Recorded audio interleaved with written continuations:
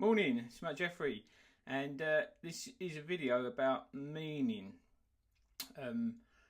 I do lift engineering and life engineering, so during the day sometimes I'll test lifts, and the meaning that a lift needs to get a certain weight up is measured in current, a bit like a battery. Now, I'm just trying to relate meaning, so you're thinking, what are you talking about? What's the relevance? So your goals have meaning, and the difference in you moving is in the amount of meaning. So when I relate lift engineering to life engineering, it's simple for me, but just to try and explain it a little bit, because sometimes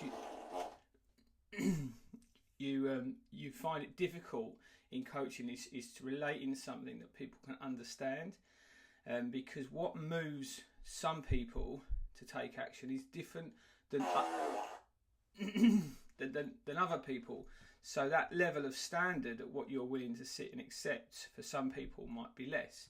So for example, on this drill we have torque settings, which is what we measure the level of power on a lift for. So the more torque, so if you had your moped and you was driving across a field, we have a limited amount of torque. If you had a tractor pulling something, the difference is in the power that's in it. So this drill has got a torque setting. So after a while, if I change the settings to a low torque and hold it, it hasn't got much power, so there wouldn't be much action taken. So some of your goals that you set in January, if they've not got a lot of meaning, they'll soon become not strong enough for you to carry on, and you'll find an excuse, blah blah blah blah blah, and then you realise, well, nothing happened, I'm not moving. Whereas if I move the power up on that, it's a lot more difficult for me to hold it, because the force is greater.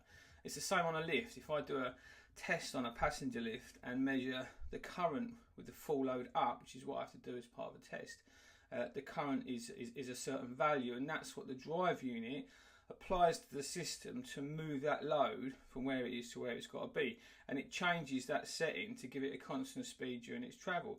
Now, it's difficult to explain meaning, because some people can't understand, well, what makes them move, because you don't go to, say, a salad bar at Pizza Hut and find men fighting over the last bit of lettuce. There's not enough meaning in it, whereas there some places or some things that would make you move. So when I talk about movement, it's quite simple. It's positive and negative that moves people. Take a magnet. I use a compass a lot in coaching. You take a magnet and you push positive energy against it, it moves the dial. If you pull negative, it moves the dial. And it's the same with movement. If a dog was chasing you with fangs out, and you knew it was going to rip into you, you would move. And then if I put something that you wanted, or someone, that you would move to, it's the same with movement on the sorry, I've got quite a lot of meaning in doing these videos. I've been putting them off for quite a while. I started some videos and some people were like, what are you doing that for? What are you doing that for? And the meaning at the time was quite low, because I didn't think that actually what I was saying was potentially relevant. But the meaning has changed since, with what I've been doing business and coaching wise, which is why I'm doing these videos. So to try and get you to explain what would make you move, what would get you to take action if you was sitting still, it's either looking ahead and looking at the outcome of your goals. So whether it's losing weight, making money, how would you feel if that happened? How would you look? What would it feel like? What would the outcome mean to people around you? And move towards the positive.